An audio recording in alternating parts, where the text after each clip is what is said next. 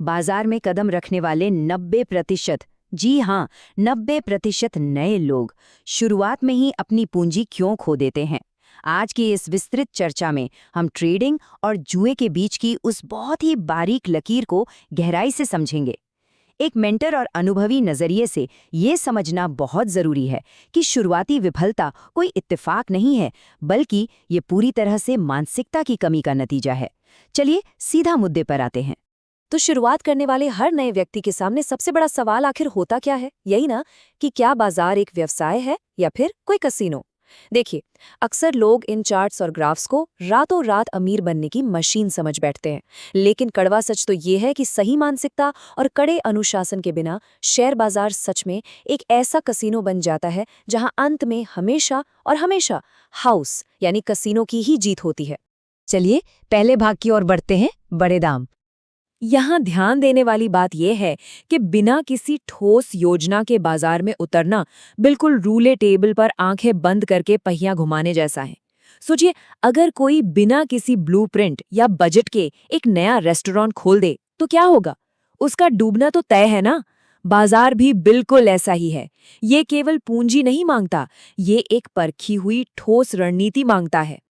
और यहीं से शुरू होता है हमारा दूसरा भाग, जुआरी का जाल। तो ये जुआरी का जाल असल में है क्या? जब लोग गिने चुने जोखिम और योजना के बजाय सिर्फ रोमांच, एड्रेनालिन रश और किस्मत के भरोसे वित्तीय बाजार में उतरते हैं, तो वे इस जाल में फंस जाते हैं।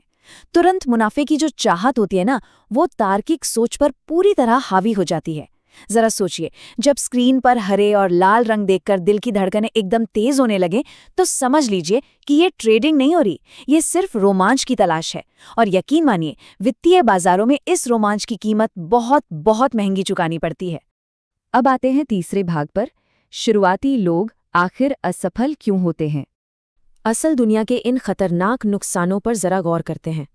भावनाओं में बहकर फैसले लेना, बिना किसी रिसर्च के बस यूं ही दांव लगा देना, और इन सबसे खतरनाक है रिवेंज ट्रेडिंग। मतलब नुकसान हुआ नहीं कि गुस्से में आकर उसकी भरपाई के लिए और भी बड़े दांव लगा दिए। इसके अलावा फोमो यानी छूट जाने का डर।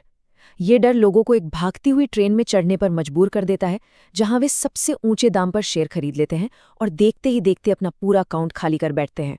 और हाँ, गिरते हुए बाजार में बिना सोचे समझे पैसे लगाना, ये तो बिल्कुल एक गिरते हुए तेज धार वाले चाकू को पकड़ने जैसा है। इससे सिर्फ गहरी चोट ही मिलती है। इसीलिए बाजार में लंबे समय तक टिकने का एक ही मूल मंत्र है। एक सफल ट्रेड कभी भी पहिया घुमाने या सिक्का उछालने जैसा नहीं होता, बल्कि ये एक सोची समझी व्यावसायिक चाल है। जो लोग वाकई बाजार में सफल होते हैं, वो हर ट्रेड लेने से पहले अपने संभावित नुकसान को अच्छी तरह जानते हैं और सबसे बड़ी बात, उसे सहर्ष स्वीकार भी करते हैं। चलिए अब अपने चौथे और अंतिम भाग की ओर बढ़ते हैं, ट्रेडिंग बनाम जुआ। इन दो बिल्कुल ही अलग मानसिकताओं को समझना ही सफलता की असली कुंजी है। देखिए, एक जुआरी हमेशा भाग्य के भरोसे रहता है। उसके पास जोखिम को संभालने का कोई तरीका नहीं होता और वो बस अपने नुकसान के पीछे भागता रहता है कि किसी तरह रिकवर हो जाए।